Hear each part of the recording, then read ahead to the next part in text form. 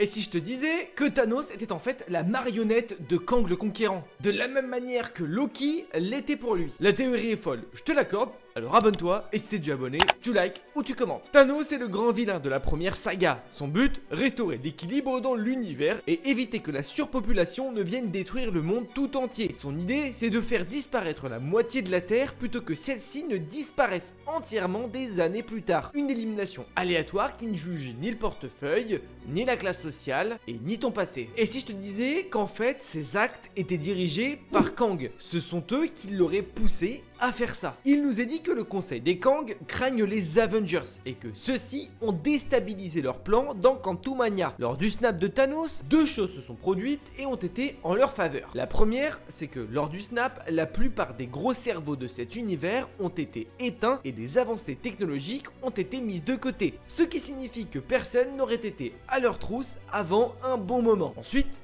le snap a permis d'éliminer tous les nouveaux Avengers, tous ceux qui auraient dû lutter contre les Kang. Au final, tous les gens que craignaient les Kang étaient portés disparus. Ce snap, si Stark ne l'avait pas inversé, aurait permis aux Kang de déployer un plan plus rapide et de régner sur les univers de manière plus facile. La timeline sacrée n'aurait pas eu suffisamment de héros pour contrer cette attaque et les Kang auraient pu en profiter pour régner sur ce monde ainsi que tous les autres.